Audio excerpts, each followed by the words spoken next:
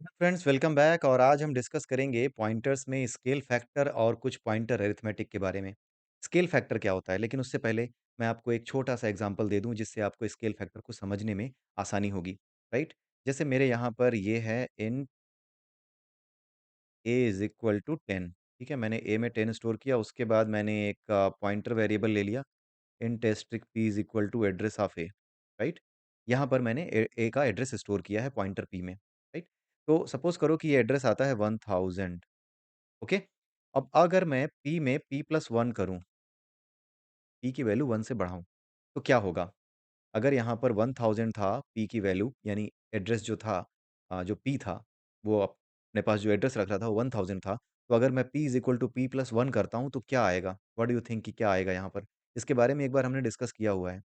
लेकिन फिर भी मैं आपको बता दूँ कि जब भी हम किसी पॉइंटर में 1 ऐड करते हैं, 2 ऐड करते हैं, तो उसके ऐड करने पर क्या वैल्यू आएगी ये डिपेंड करती है इस चीज़ पर कि किस टाइप के वेरिएबल के एड्रेस को आप स्टोर कर रहे हो। जैसे आप यहाँ पर एक इंटीजर टाइप के वेरिएबल के एड्रेस को स्टोर कर रहे हो और इंटीजर टाइप का जो वेरिएबल है, वो लेता है मेमोरी में 4 बाइट्स।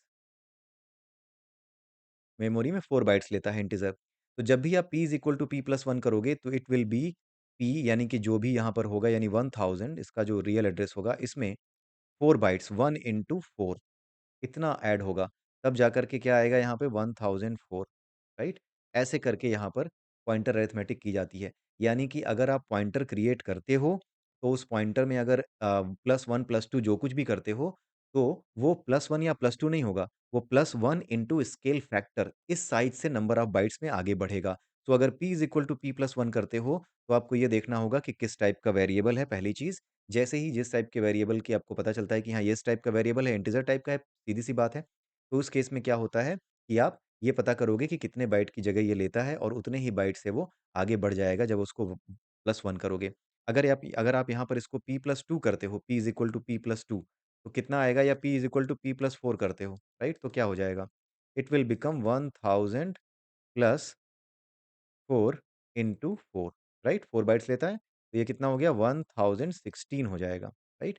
तो इस तरीके से जो पॉइंटर अरिथमेटिक है, जो इंक्रीमेंट है पॉइंटर्स में, पॉइंटर की वैल्यू में, वो इस तरीके से होता है based on the type, right? अब हम एक चीज़ और देखते हैं एक एग्ज़ाम्पल और ले लेते हैं कैरेक्टर का, right?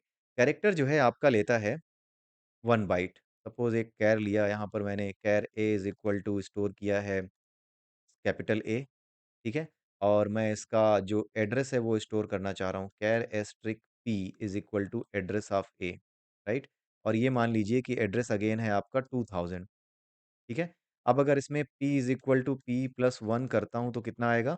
It will be 2000 plus 1 into scale factor of this data type, which data type? Character data type, right? So 1 into it will be 1 क्योंकि कैरेक्टर 1 बाइट लेता है इसलिए 1 से ही मल्टीप्लाई करोगे आप। Then it will become 2001, right? तो इस तरीके से पॉइंटर अरिथमेटिक करने पर आप आगे चलते चले जाएँगे, ठीक है? अब एक छोटा-सा डिस्कशन और करते हैं।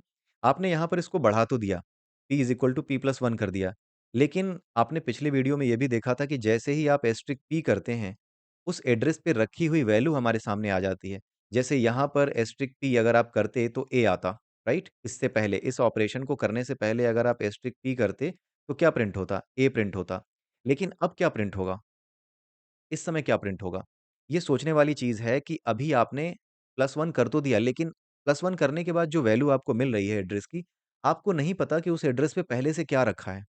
उस एड्रेस पे पहले से क्या पड़ा हुआ है, यू डोंट नो। हो सकता है कि वो एड्रेस अलोकेटेड भी ना हो, वो अनयूज़्ड हो। अगर कोई अनयूज़्ड एड्रेस है, तो वहाँ पर क्या होगा जब आप अपना प्रोग्राम चलाएँगे और आप इसको एस्टेरिस्क p करने की कोशिश करेंगे ऐसी किसी भी जगह पे जो कि अनयूज़्ड है, अनयूज़्ड मेमोरी लोकेशन है, तो उस केस में क्या होगा, आपका यहाँ पर प्रोग्राम क्या हो जाएगा, क्रैश कर जाएगा। आपका प्रोग्राम अनएक्सपेक्टेड फेलियर दे जाएगा, राइट? जब आपका प्रोग्राम अनएक्सपेक्टेड फेलियर दे जाएगा, तो आपका प्रोग्राम वहीं पर बंद हो जाएगा, उसको कहते हैं प्रोग्राम का क्रैश कर जाना। लेकिन अगर वो मेमोरी सपोज़ करो कि आपने बढ़ा दिया, p+1 कर दिया और 2001 पे पहुँच गए। लेकिन उसी समय पता चला कि कोई और वेरिएबल था जिसका नाम था b। जब उसने अपने आप को b वैल्यू दी थी, कैरेक्टर b था suppose, char b is equal to b, ठीक है?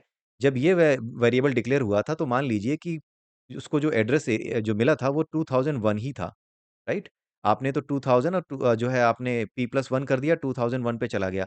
अब अगर आप एस्टेरिस्क p+1 यहाँ पर p is equal to p+1 करेंगे और वाक़ई में यहाँ पर इस एड्रेस पर कुछ स्टोर है जो p+1 करने के बाद आ रहा है और अगर आप उसको प्रिंट करते हैं तब तो वो एड्रेस प्रिंट हो तब तो वो वैल्यू प्रिंट हो जाएगी। नहीं तो वो वैल्यू प्रिंट नहीं होगी, आपका प्रोग्राम क्या हो जाएगा? क्रैश कर जाएगा। आई होप आपको ये समझ में आ रहा होगा जो मैं आपको समझा रहा हूँ। इट्स वेरी इंपोर्टेंट कॉन्सेप्ट और ये चीज़ें कई बार इंटरव्यू में पूछ ली जाती हैं, जो अच्छे लेवल का इंटरव्यू होता है, वहाँ पे पॉइंटर से रिलेटेड इस तरीके के ही क्वेश्चन पूछे जाते हैं, राइट?